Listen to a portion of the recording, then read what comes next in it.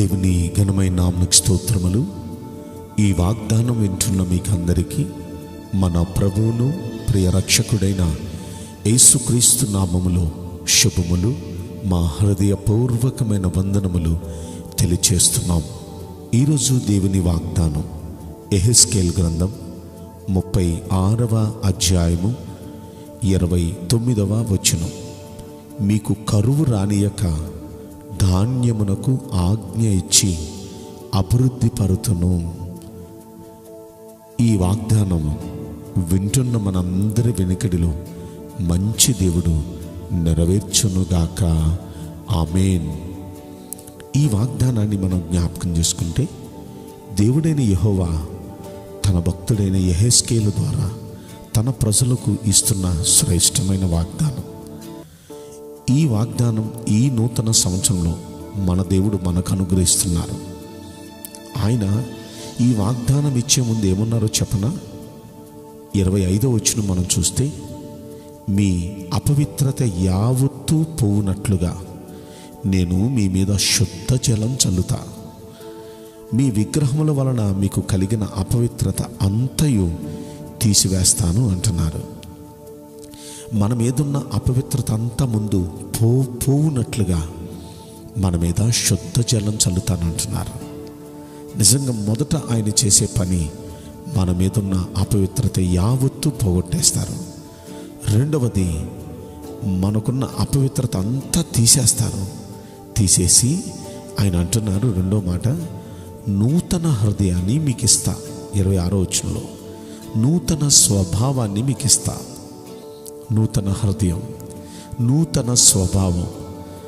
ఇంకా అంటున్నారు, రాతి గుండెను మీలో నుండి తీసివేసి మాంసపు గుండెను మీకు ఇస్తాను.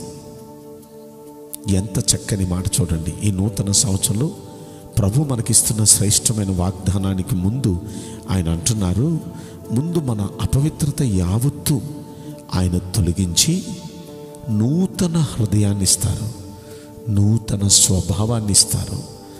రాతి గుండెను మనలో నుండి తీసివేస్తారు, మాంసపు గుండెను మనకు ఆయన అనుగ్రహిస్తానంటున్నారు.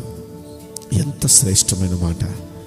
అంటే రాతి గుండె అంటే స్పందించే గుండె కాదు, బండరాయిలాగా అయిపోయింది. కానీ మాంసపు గుండె దేవుని మాటలకు స్పందించే హృదయం, లోబడే హృదయం. అలా దేవుని మాటలకు లోబడే ఆ హృదయాన్ని ఇచ్చి ఒక నూతనమైన స్వభావాన్ని, పాత స్వభావం మలినమైనది, అపవిత్రమైనది, నూతన స్వభావం, నూతన హృదయం మనకు ఆయన అనుగ్రహిస్తున్నారు ఈ నూతన సంవత్సరంలో. అంత మాత్రమే కాదు, అలా చేసి మన యందు ఆయన ఆత్మను ఉంచుతారంట. ఆయన కట్టడలను అనుసరించి నడుచుకునేవారిగా మనల్ని చేస్తారంట అండి. నిజంగా ఇంతకు ముందు సంవత్సరాల్లో ఆయన కట్టడలను విన్నాం, కానీ వాటిని అనుసరించకే ఎన్నో మేళ్ళు పోగొట్టుకున్నాం.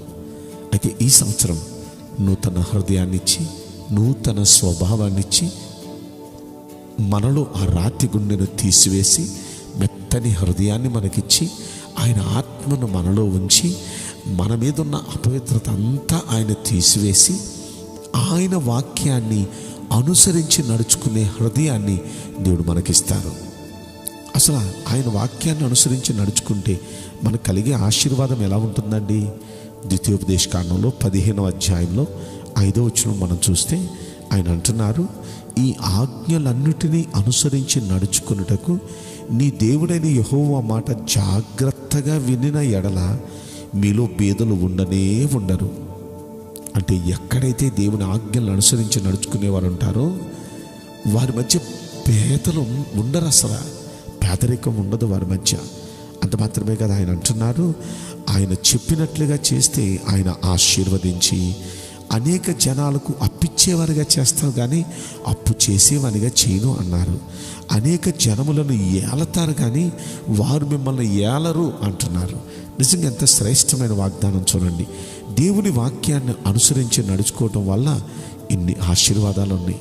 కనుక దేవుడు ఆయన వాక్యాన్ని అనుసరించి నడుచుకునేవారిగా చేసి ఆయన మనల్ని పేదరికం నుండి బయటపెడతారు. అంత మాత్రమే కాదు, అప్పిచ్చే ఇచ్చేవారిగా చేస్తారు. అంత మాత్రమే కాదు, ఏలుబడి చేసేవారిగా చేస్తారు. ఎంత శ్రేష్టమైన మాటలు! ప్రియ దేవుని బిడ్డలారా, ఇలా మనం ఆలోచించి మన చెట్లు ఫలములు, భూమి పంటను విస్తరింపచేస్తానంటున్నాడు ఆయన. ఒక్కసారి మనం ఈ వాగ్దానాన్ని మరొక్కసారి మనం జ్ఞాపకం చేసుకుంటే, కరువు అనే మాట రానియక మనకు ధాన్యం ఇచ్చి అభివృద్ధిలోకి తెస్తానంటున్నారు ఆయన. ఈ వాగ్దానం వింటున్న ప్రియ దేవుని బిడ్డలారా, మన పట్ల నెరవేరటానికి మనం చేయాల్సిన పనులేంటో మీరు విన్నారు.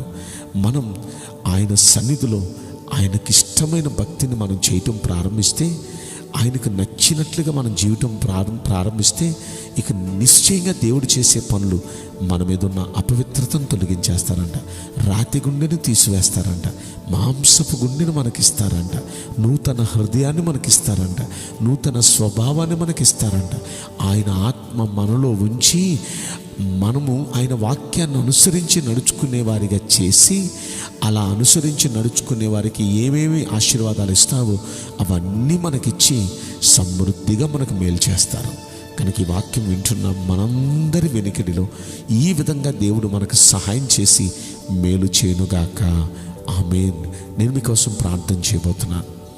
పరిశుద్ధుడా, ప్రేమగల యేసురాజా, మీ పరిశుద్ధ బంగారు పవిత్రమైన నామమునకు నిండు మనసుతో కోట్ల కొలదిగా స్తుతులు, స్తోత్రములు, వందనాలు చెల్లిస్తున్నాం.